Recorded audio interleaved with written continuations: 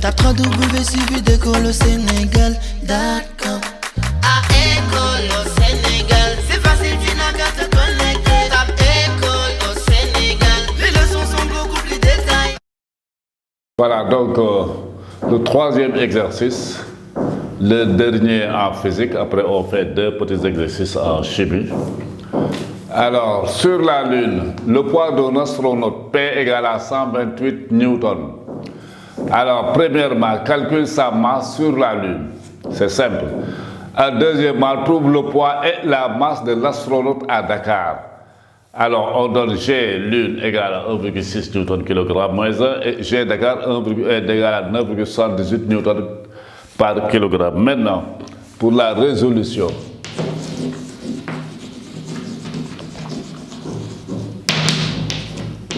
Pour la résolution. Alors, on demande de calculer la masse, n'est-ce pas? Nous avons P sur la Lune est égal à 128 newtons. Mais nous avons G Lune qui est égal à 1,6 newton par kilogramme. Donc, on nous demande de trouver la masse de l'astronaute sur la Lune.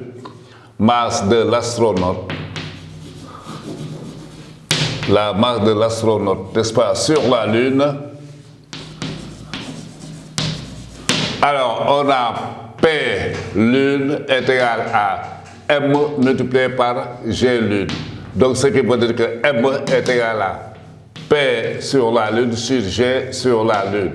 Donc, la masse est égale à 128 divisé par 1,6. Ce qui veut dire que la masse est égale à 80 kg. Voici la masse de l'astronaute sur la Lune. Maintenant, on vous demande de trouver le poids de l'astronaute et la masse de l'astronaute à Dakar. Donc ici, ça c'est 1. C'est 1, hein? Alors 2. On nous demande de trouver le poids et masse à Dakar.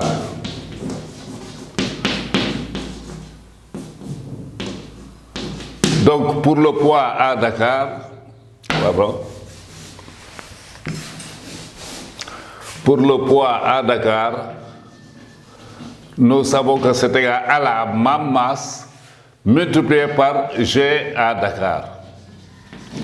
Donc le poids de l'astronaute à Dakar est égal à la masse, ça fait 80, multiplié par 9,78. Alors ça nous fait donc poids à Dakar est égal à 8 fois 64, 56 et 64, ça fait 0. Ça fait 56 et 64. 50, ça fait 60, 72 et 6, 78. 78, donc, oui, ça fait donc 780 newtons. 780,4 newtons à Dakar. Voici le poids de l'astronaute à Dakar. Mais maintenant, sa masse à Dakar, la masse à Dakar est égale à la masse sur la Lune, est égale donc à tout simplement 80 kg. Donc la masse ne varie pas. La masse ne varie pas. Voilà donc pour ce petit exercice, je crois que c'était assez simple. C'était juste pour savoir, pour voir si l'élève peut utiliser les relations, enfin les relations entre le poids et la masse. Donc nous revenons au quatrième exercice. Nous allons traiter le quatrième exercice. Alors on donne G égale à 10 Nm/kg moins 1. Maintenant le volume d'une sphère c'est 4 tiers de pi et 3, ça vous l'avez vu au CM2. Alors on vous dit une boule de pétanque en acier à une forme sphérique. Son diamètre D égale à 6 cm. Sa masse M égale à 700 grammes. Calcule le poids de la boule. Deuxièmement, calcule le volume de la boule. Troisièmement, calcule sa masse volumique. Troisièmement, représente par un vecteur le poids de la boule. Prenant comme échelle 1 cm pour 2 newtons. Poids de la boule. poids de la boule. Nous savons que la masse est égale à 700 grammes, donc c'est égal à 0,7 kg. Or, le poids est égal à la masse fois G. Donc le poids est égal à 0,7 multiplié par 10 est égal à 7 newtons. Le poids de la boule est égal à 7 newtons. Maintenant, deuxièmement, on demande de calculer le volume de la boule. Volume de la boule.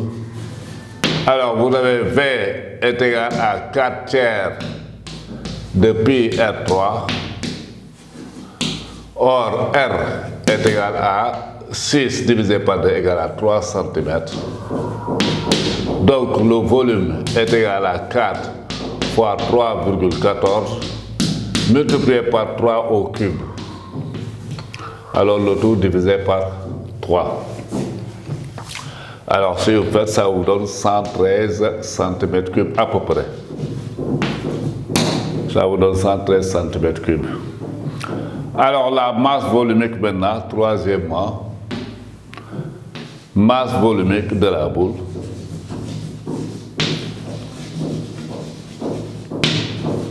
La masse volumique de la boule. Alors, vous avez ρ est égal à M sur V. Donc, c'est une application directe. Rho est égal à M. Ça fait combien? La masse, ça fait 700. Divisé par le volume, c'est combien? 113.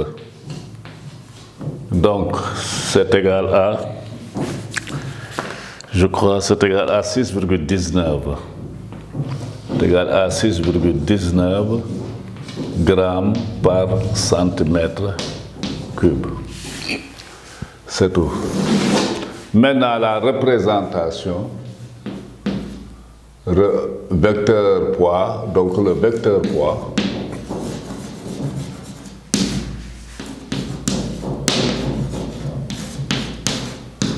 Alors, on va symboliser la boule.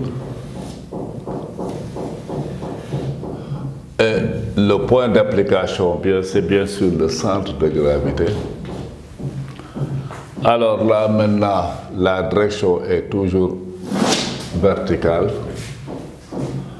Ensuite, maintenant, on vous dit 1 cm pour 2 newtons. Donc, la longueur du vecteur sera 1 cm sur 2 newtons multiplié par 7 newtons. Donc, ça doit être 3,5 cm. Alors, donc, je prends ici 1 cm, 2 cm, 3 cm et 3,5 cm. Et le reste. Donc, j'ai le vecteur poids. Voilà, c'est tout. Tape www.suividecolosénégal.com